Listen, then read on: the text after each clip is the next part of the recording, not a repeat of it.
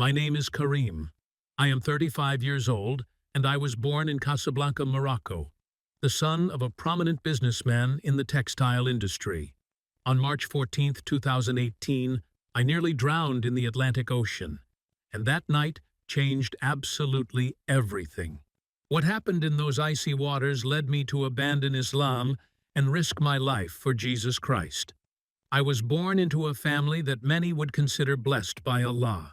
My father, Sheikh Hassan, owned one of the largest textile factories in North Africa, exporting to all of Europe and the Middle East. Our mansion in the Anfan neighborhood was one of the most impressive properties in the city, with panoramic ocean views. Gardens tended by a team of 6 gardeners surrounded the main house, with marble fountains imported from Turkey, centuries-old olive trees brought from Andalusia, and an orange grove that perfumed the entire grounds on spring mornings. I grew up amidst a luxury that I now realize was my gilded prison. From childhood, I had my own room with a private bathroom larger than many apartments, a personal library overflowing with books in Arabic, French, and English, and unlimited access to everything money could buy. My father gave me a new car every birthday since I was 16. By 20, I had already traveled to more than 30 countries, always first class or on private jets belonging to family friends. I frequented exclusive restaurants in Paris, London, and Dubai. I wore designer Italian clothes, expensive Swiss watches, and frequented the most elite clubs in Casablanca. When foreign businessmen came to negotiate with my father, I was introduced as his natural successor, the heir to an empire built over 40 years. Local politicians visited our home regularly, treating my father as someone whose support was essential to their careers. I had everything that society defines as success: wealth, status, powerful connections, and a guaranteed future in the Moroccan elite. But beneath all this opulence, there was a void that no amount of money could fill. My Islamic upbringing was as rigorous as our privileged lifestyle. From the time I began to understand the world around me, I was molded to be the perfect Muslim, the living example of the devotion our family expected to demonstrate to the community. At 4 years old, I began memorizing verses from the Quran with a private tutor who came to our house every morning. By 6, I was obliged to perform the 5 daily prayers without exception, and my father personally monitored whether I was fulfilling each one. I remember waking up in the darkness of dawn for the Fajr prayer, shivering with cold in the Moroccan winter, while my father knocked on my bedroom door to make sure I was awake. If he discovered I had missed a single prayer, the punishment was severe. Sometimes I was grounded for an entire week, forbidden from leaving the house or seeing my friends. My mother, Amina, was even stricter regarding purification rituals. She would check if I had performed wudu correctly before each prayer, and any mistake in the procedure meant having to restart the entire process, while she watched me with a critical eye. At 10 years old, I had a personal imam, Sheikh Hassan, an austere man from Fez, who taught me not only the Quran, but also Hadith and Sharia. He was relentless in his demands. Every Arabic word had to be pronounced with absolute perfection. Every gesture during prayer needed to follow exactly the protocol established centuries ago. When I made mistakes, he would make me kneel in the sujood position for hours, until my legs went numb and my back ached unbearably. By the age of 13, I had memorized almost half of the Quran. People praised my dedication, saying I was a blessed young man, destined to be a pillar of the Islamic community. But as I recited those verses in classical Arabic, a language I barely understood, my heart remained cold and distant. It was like repeating empty words in a foreign language, without any real connection to their meaning. The expectations placed upon me were overwhelming. I wasn't just Karim. I was Karim Azam, son of Youssef, heir to a respected family, and every action of mine reflected the reputation for honor that we had taken generations to build. On Fridays, I had to be the first to arrive at the Hassan II Grand Mosque, where my family had a reserved seat in the front rows. During Ramadan, I fasted strictly and participated in the Taraweeh prayers every night, even when my body begged for rest. When important visitors came to our home, I was called upon to recite verses from the Quran as a demonstration of our family's piety. The pressure to be the exemplary Muslim never lessened, but from a very young age, something within me rebelled against that entire structure. During the long prayer sessions, as I prostrated myself towards Mecca and repeated the same phrases I had said thousands of times, my mind wandered far from those words. I looked around the mosque, observing the other men bowed in worship, and wondered if they truly felt anything, or if they too were merely performing an empty ritual. Have you ever found yourself performing religious movements without feeling absolutely anything in your heart? That was my reality for 25 years. The prayers felt mechanical, an obligation to be fulfilled 5 times a day, not a genuine conversation with the Creator. I repeated the same supplications in Arabic, a language I only superficially understood, and never had the feeling that there was anyone truly listening on the other end. Doubts began to surface when I was about 15 years old. During my private Islamic studies lessons, I started asking Sheikh Hassan questions about things that deeply troubled me in the Quran and the teachings I had received. Why did Allah seem so distant and severe in so many passages? Why were non-Muslims described as impure and destined for hell, even when they were obviously kind people? Why were women treated as inferior to men in so many aspects of Islamic law? Why did some verses seem to contradict others? And when I pointed out these contradictions, I was reprimanded instead of receiving explanations. Sheikh Hassan's answer was always the same, delivered in a tone that didn't accept questioning. It's not for you to question the wisdom of Allah. Your role is to obey and submit, not to understand. But the questions multiplied in my mind like seeds sown in fertile soil. I observed how my father treated our domestic servants, most of them immigrants from sub-Saharan Africa. Many were Christians, and I noticed something different about them. Despite working long hours for modest wages, despite being far from their families and countries, there was a light in their eyes that I had never seen in the wealthy Muslims around me. When they thought no one was looking, I saw them praying in their small rooms at the back of the property, and their faces lit up with a genuine joy that deeply intrigued me. I saw the harsh treatment my father gave to anyone who contradicted him, justified by his interpretation of the authority Islam granted to men of position. I saw the fear in people's eyes as they approached him, the way even grown men trembled in his presence. This should have been pious behavior, but to me it seemed cruel and without compassion.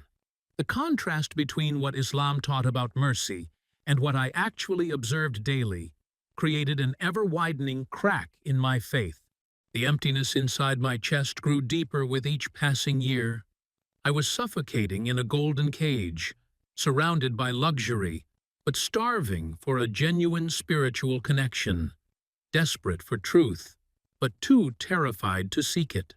The discovery that would change my life happened during Ramadan 2017, when I was 30 years old. Our household employed over 20 people, from cooks and drivers to gardeners and housekeepers. Among them was Grace Okafor, a Nigerian woman in her 50s who had worked for our family for over 12 years. She was quiet, a tireless worker, and possessed a gentleness that contrasted sharply with the harshness of many other employees who seemed only afraid of losing their jobs. While the other employees seemed nervous and tense around our family, Grace carried a serene dignity that always intrigued me. During a sweltering afternoon of the holy month of fasting, I was wandering through the less-used areas of our property, seeking a moment of solitude away from the endless religious obligations that filled every hour of Ramadan. The constant prayers, the recitations of the Quran, and the family gatherings celebrating our devotion to Allah seemed emptier than ever that year. I found myself near the staff quarters, an area I rarely visited, when I heard soft singing coming from one of the rooms. It was Grace's voice, and she was singing in English, a language I mastered perfectly due to my international upbringing. The words were completely unlike anything I had ever heard. She was singing about someone named Jesus, who loved her unconditionally, who had died for her sins, and who gave her peace amidst her difficulties. The melody was simple, but there was something so genuine and sincere in her voice that I found myself paralyzed outside her door, absorbing every word. When the singing stopped, I heard her speaking, seemingly in prayer. But it wasn't like any prayer I had ever witnessed. She wasn't reciting memorized verses or repeating formal phrases. She was having a conversation, talking to this Jesus as if he were right there in the room with her.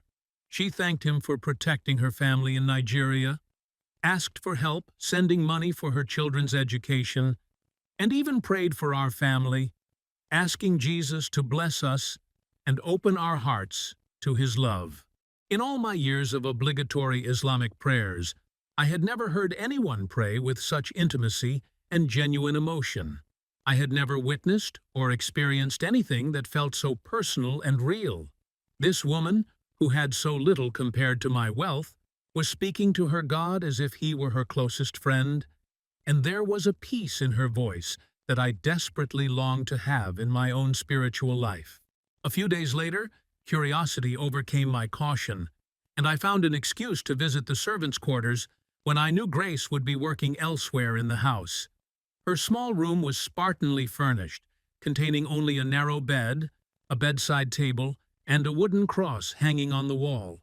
But hidden beneath the mattress, I discovered something that made my heart race with fear and fascination at the same time.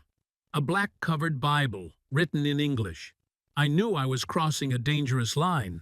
Since childhood, I had been taught that the Bible was a corrupted book, that Christians had changed the true words of God, and that even touching their holy books could contaminate a Muslim's faith. The consequences of being caught with Christian material in Morocco could be severe, especially for someone from a family as prominent as mine. The shame it would bring to the Azam name would be unimaginable, but something stronger than fear compelled me to pick up that book. My hands trembled as I opened it, expecting to find the perverse and evil teachings I had been warned about all my life. Instead, I found words that seemed to speak directly to the questions and longings I had carried for years. I quickly closed the book and returned it to its hiding place, but the brief glimpse I caught left me hungry for more. For several nights, I couldn't sleep. The memory of Grace's peaceful prayer and the few verses I read from her Bible haunted my thoughts.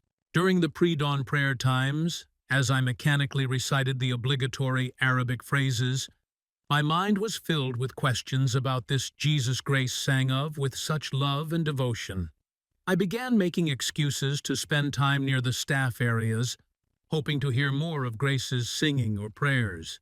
Each time I heard her speak to Jesus with such intimacy and confidence, the emptiness in my own religious experience became more evident. Here was a woman who had been separated from her family for years, working as a maid in a foreign land.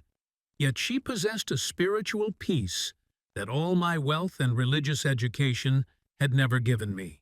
Finally, my curiosity overcame my fear. One night during the last week of Ramadan, after the whole house had retired to sleep following the iftar meal, I crept back to Grace's room. My heart pounded so hard I was sure I would wake someone. But I needed to know what was in that book that gave her so much peace. Carefully, I retrieved the Bible from its hiding place and took it to our home library, where I could read by lamplight without being discovered. I knew that touching that book could cost me everything if I were caught. But the spiritual hunger within me had become unbearable. I needed to know if there was truth beyond what I had been taught. If there was a God who truly cared about individual hearts, instead of just demanding blind obedience. Opening to a random page, I found something called the Sermon on the Mount in the book of Matthew. The words I read that night shattered everything I thought I knew about God and religion. This Jesus spoke of loving your enemies, blessing those who persecute you, and showing mercy to others. He spoke of God as a loving Father who cared even for the smallest sparrow and knew every hair on people's heads. Look into your own heart now and ask yourself, when was the last time you heard religious teachings that felt like good news instead of a burden of rules and obligations?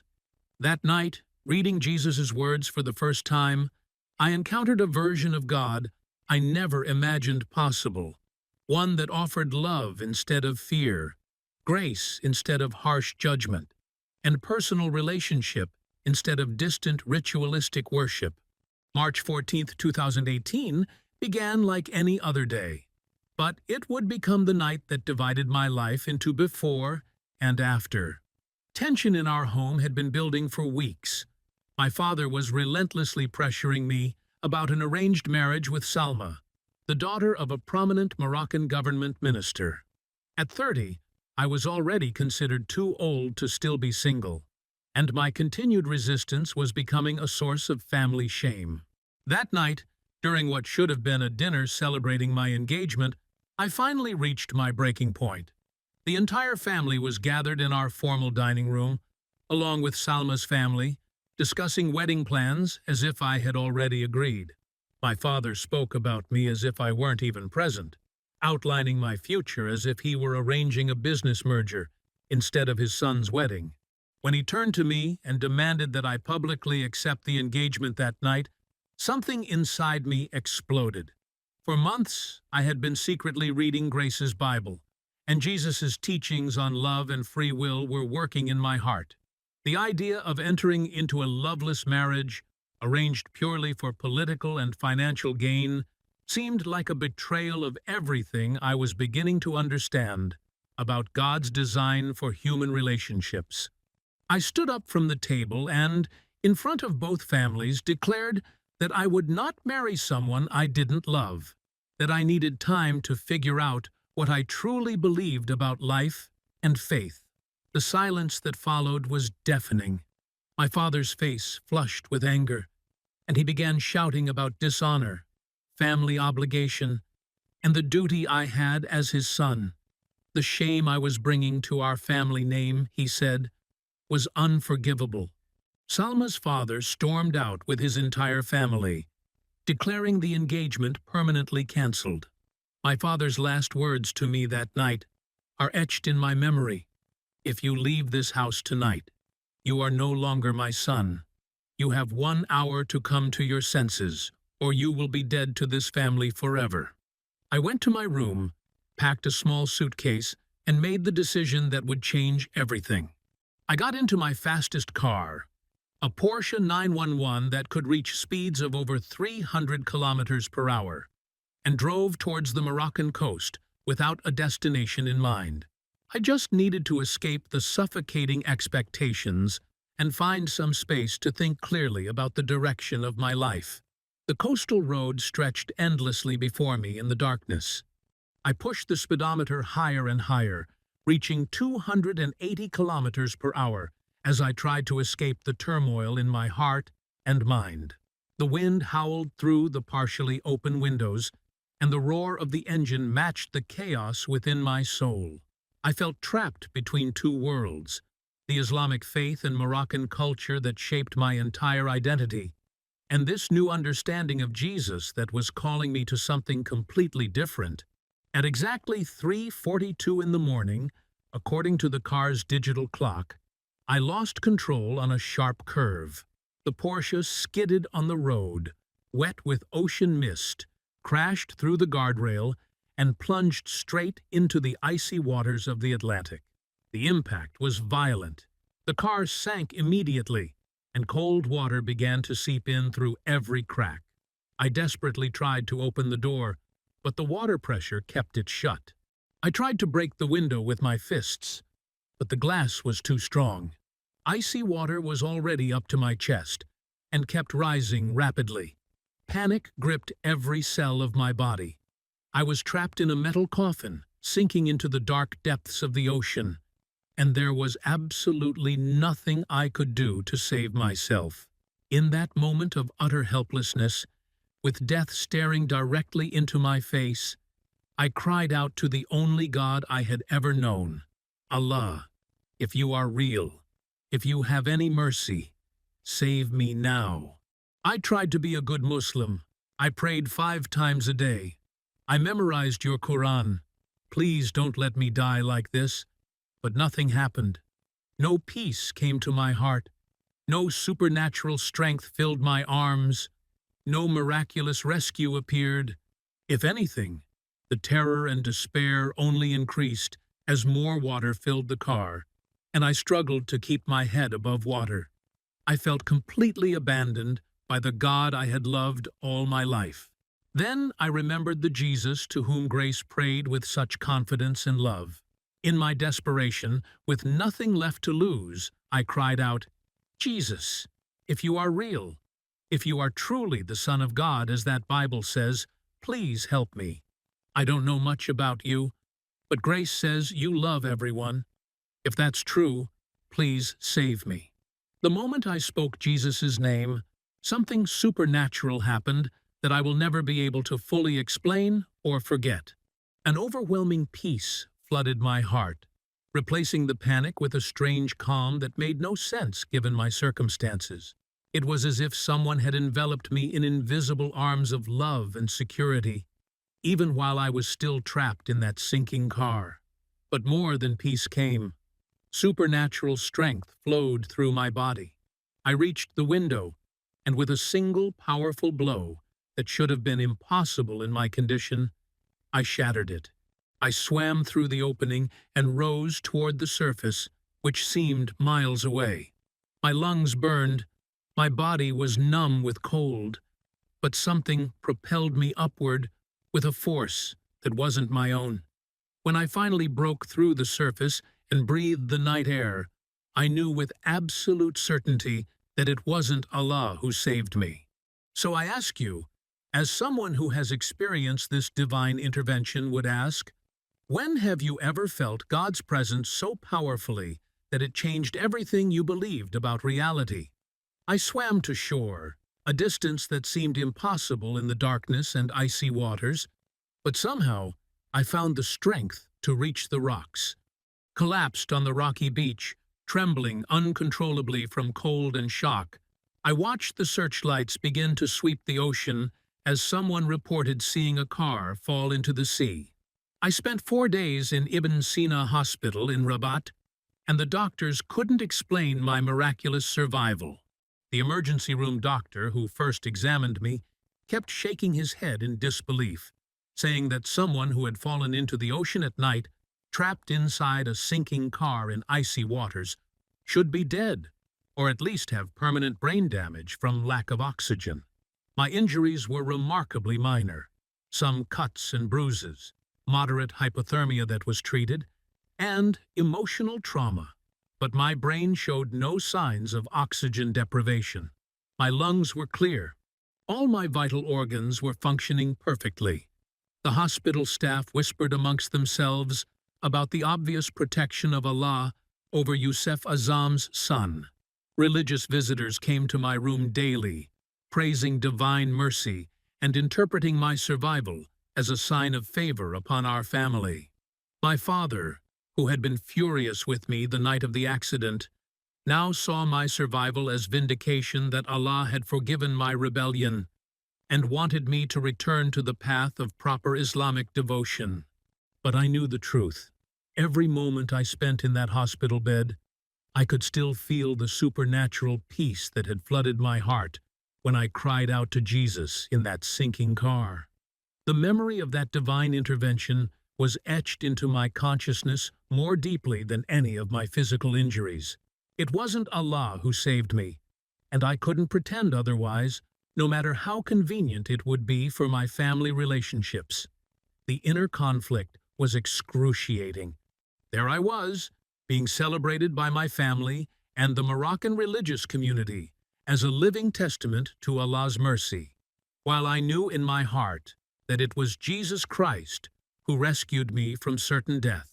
Every time someone praised Allah for my survival, I felt I was betraying the God who truly answered my desperate prayer in that moment of utter crisis. When I was finally discharged from the hospital, I made a decision that would have shocked my family if they knew. I would get a complete Bible and read it from beginning to end. Grace's hidden copy had only given me glimpses of Jesus' teachings, but I needed to understand everything about this God who had demonstrated such personal love and power in my life. Through a network of underground Christians that I discovered existed even in our strict Islamic society, I managed to obtain a complete Bible in Arabic. The risk of possessing it was enormous, but I had to know the complete truth about Jesus Christ. I created a hidden compartment behind the books on my personal bookshelf where I could safely store the Bible, and I began reading it every night after the house went to sleep.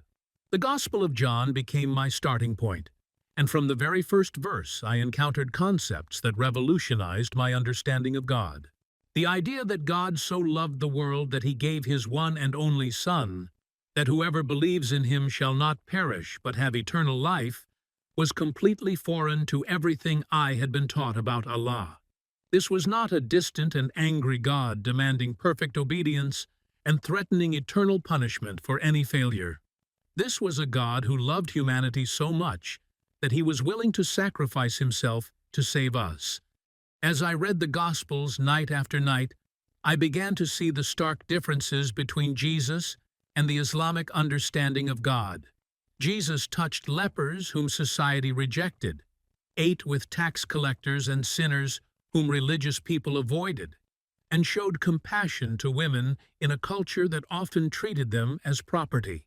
His teachings on forgiveness, mercy, and unconditional love were unlike anything I had encountered in the Quran or Islamic tradition. The Sermon on the Mount particularly captivated me. Jesus' teachings on loving your enemies, turning the other cheek, and blessing those who persecute you were revolutionary concepts that challenged everything I had been taught about strength, honor, and justice. In Moroccan culture, revenge and maintaining family honor were considered sacred obligations. But Jesus was teaching something completely different, a way of life based on love instead of fear. Romans 10:9 became the turning point in my spiritual journey.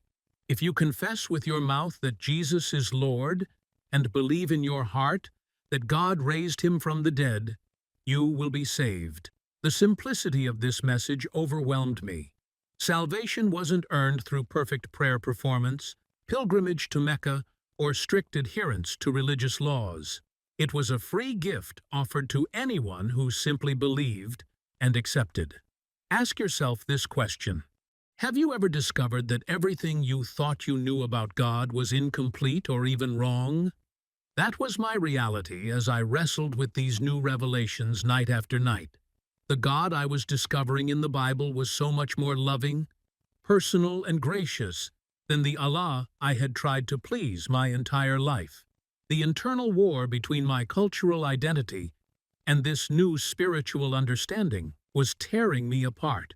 I was Karim Azam, son of Youssef, heir to a respected family, raised to be a guardian of Islamic faith and tradition.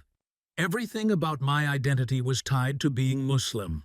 But I was also Karim, the man who cried out to Jesus in despair and received a miraculous rescue that changed my heart forever.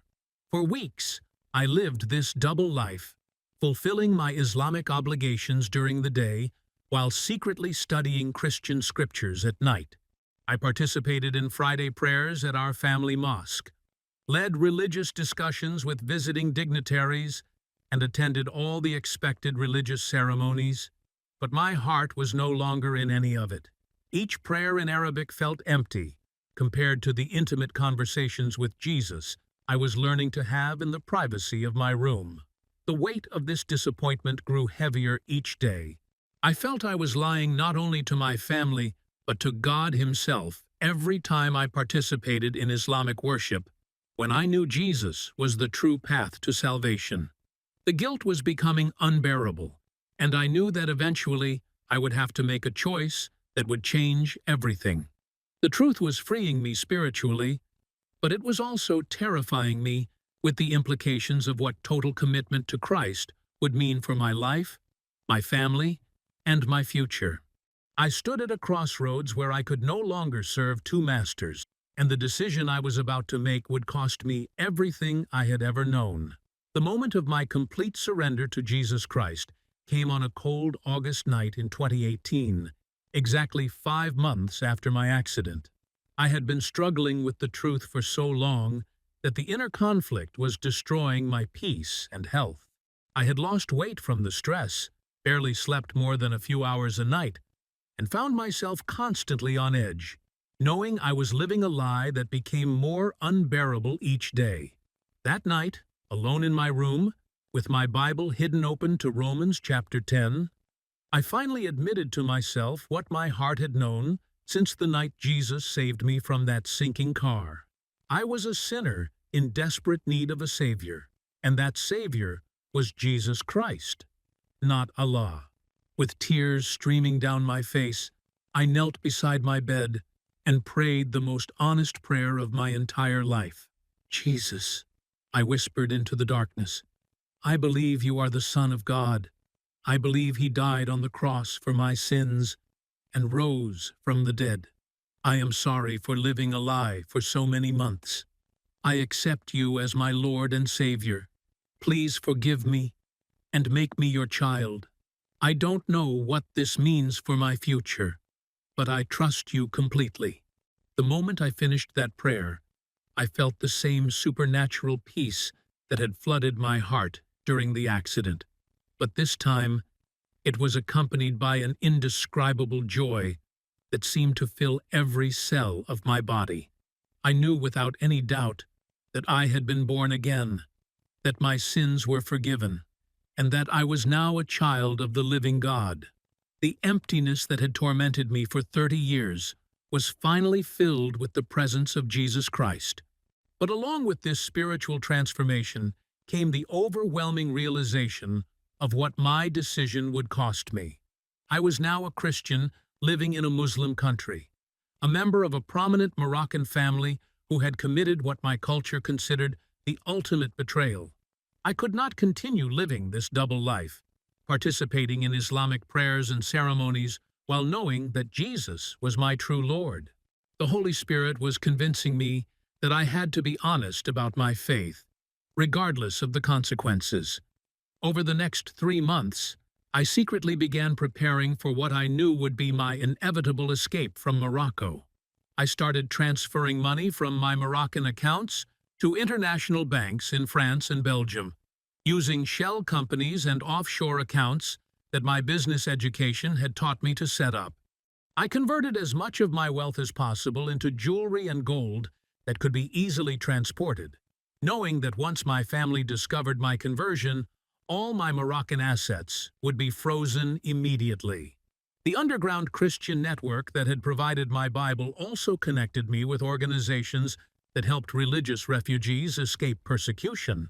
Through encrypted communications, I made contact with a French Christian ministry specializing in assisting former Muslims who had converted to Christianity. They began preparing safe houses and legal documentation that would allow me to claim asylum in Europe as soon as I could leave the kingdom. The hardest part of my preparation was maintaining the facade of Islamic devotion while my heart belonged entirely to Christ. Every morning when I performed the obligatory dawn prayers, I felt I was betraying Jesus. Every Friday when I attended mosque services with my family, I felt the weight of disappointment crushing my spirit.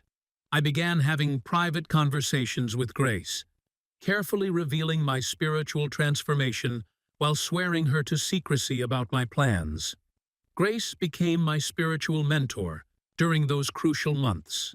She taught me Christian prayers, helped me understand deeper biblical truths, and most importantly, showed me how to have a personal relationship with Jesus instead of just religious knowledge about him. Through her guidance, I learned to pray conversationally with Christ, to find comfort in His presence during my daily struggles, and to trust in His plan for my future, even when I couldn't see how escape would be possible.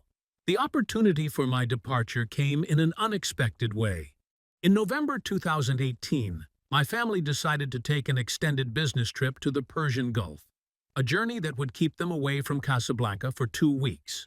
Normally, I would have been required to accompany them, but I convinced my father that I needed to stay behind to attend to some urgent investments that required my personal attention. He agreed, thinking my focus on family finances showed maturity and responsibility. The night before my family left for the Emirates, I dined with them for the last time. Sitting around our formal table, listening to my father discuss plans to expand our business empire, and my mother talk about potential suitors for me, I felt an overwhelming sadness for what I was about to lose. These were the people who raised me, loved me according to their understanding, and provided me with every material advantage in life. But I also knew that staying meant denying Christ and living a lie that was destroying my soul. Look into your own heart now and ask yourself, what would you be willing to sacrifice to follow Jesus completely? That night, I was facing the loss of my family, my heritage, my cultural identity, and possibly my life if I were ever captured by the Moroccan authorities. After my family left the next morning, I put my escape plan into motion. I had arranged for a trusted driver, one of the few employees not entirely loyal to my father, to take me to the Spanish border under the pretense of a business trip. From there, I would fly to Paris using false documentation, then continue on to Belgium, where my asylum application was already being processed. Before leaving the palace for the last time, I went to Grace's quarters to say goodbye. This humble Nigerian woman had unknowingly planted the seeds of my salvation by living her Christian faith so authentically that she drew me to Jesus.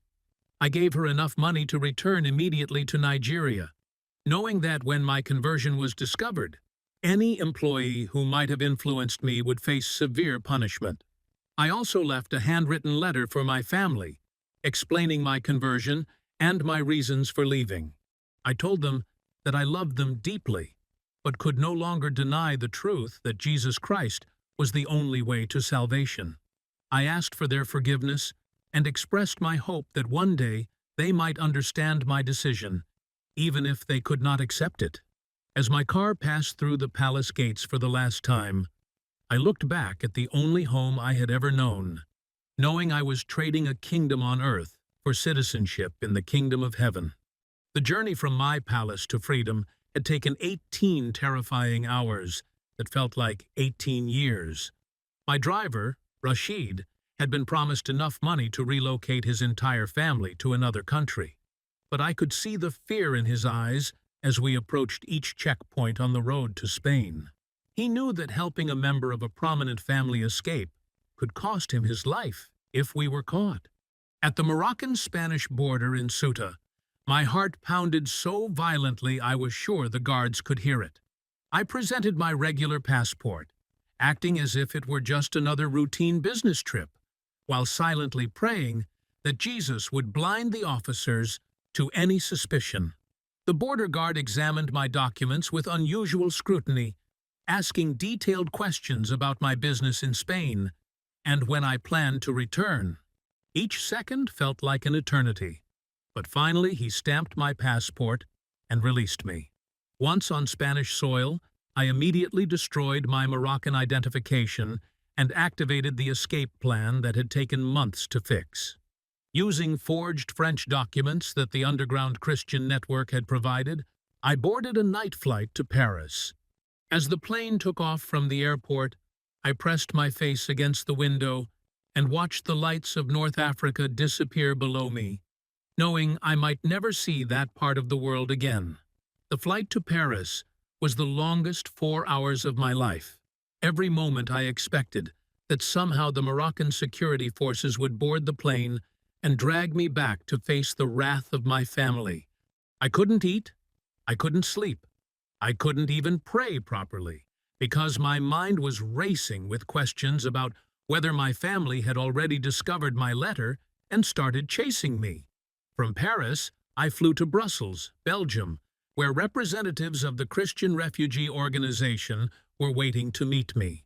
Pastor Jean-Pierre Dubois, a gentleman in his 60s who had been helping ex-Muslims for over 25 years, met me at the airport with tears in his eyes. He embraced me like a long-lost son and said, "Welcome home, Brother Karim. Jesus has brought you safely to freedom." My first few weeks in Belgium were a shocking adjustment that nearly broke my spirit. After 30 years of living in unimaginable luxury, I found myself in a tiny refugee center room that was barely bigger than my old closet. The single bed, small desk, and shared bathroom in the hallway represented my entire world now. I went from having servants attend to my every need to waiting in line for basic meals and doing my own laundry for the first time in my life. But the physical hardships were nothing compared to the emotional devastation of complete rejection from my family. 3 days after my arrival in Belgium, I received a call from my father that I will never forget, as long as I live. His voice was cold, with a fury I had never heard before, even during our worst arguments. "You are no longer my son," he said with deadly calm. "You have brought shame upon our family name that can never be forgiven. You are dead to us. If you ever set foot on Moroccan soil again, or if we find you anywhere in the world, we ourselves will kill you to restore our honor. You chose your path, and now you will face the consequences alone." The line went silent and collapsed onto my small bed. I wept with a sorrow that felt like it would kill me. In choosing Christ, I had lost everything that had defined my identity for almost 3 decades. I was no longer Prince Karim. I was no longer part of the Azam family. He was no longer rich, powerful, or respected. I was just Karim, a refugee who possessed nothing but the clothes on my back and my faith in Jesus Christ. The persecution did not end with my father's defection. Within weeks, I learned that the Moroccan government had placed a bounty on my head, officially declaring me a traitor to the kingdom and to Islam.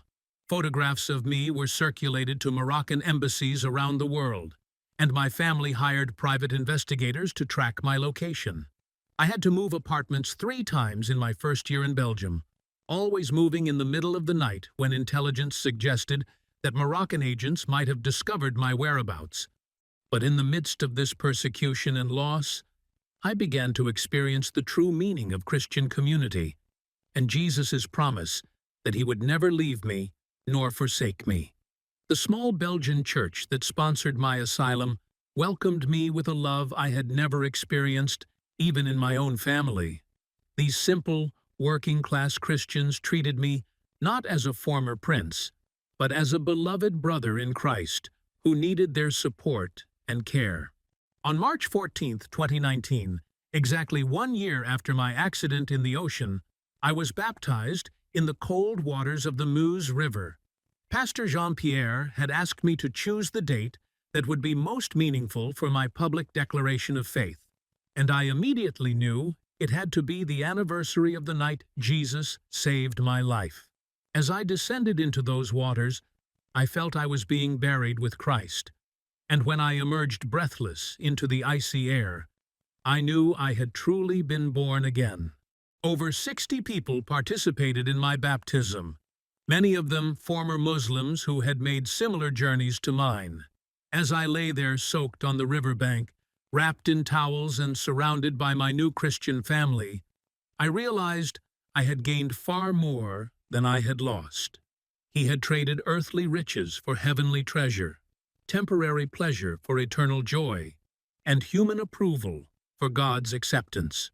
Today, 7 years after my escape, I pastor a small underground church that meets in my apartment, ministering primarily to Muslim refugees and converts who have found Jesus Christ. We gather every Sunday in my living room, singing worship songs in Arabic, praying for our families who rejected us, and studying the Bible together. Many of these precious brothers and sisters have stories similar to mine. They heard the gospel, encountered Jesus personally, and chose to follow him despite losing everything they knew. The financial struggles are real and constant. I work as a translator to pay my rent and buy groceries, earning in a month what I used to spend on a single dinner in my previous life. I live in a small apartment, use public transportation, and buy clothes at discount stores. But I have never been happier or more fulfilled than I am now. So I ask you, in the same way that someone who has walked this path would ask, what are you holding on to that might be preventing you from surrendering everything to Jesus? What comfort, relationship, or security are you afraid of losing by following Christ completely? If God can save the son of a Moroccan businessman and give him a life of purpose and joy, he can transform your life too. No matter what your current context or circumstances are, Jesus is calling your name right now. He is offering you the same salvation he offered me in that sinking car 7 years ago. Will you answer his call?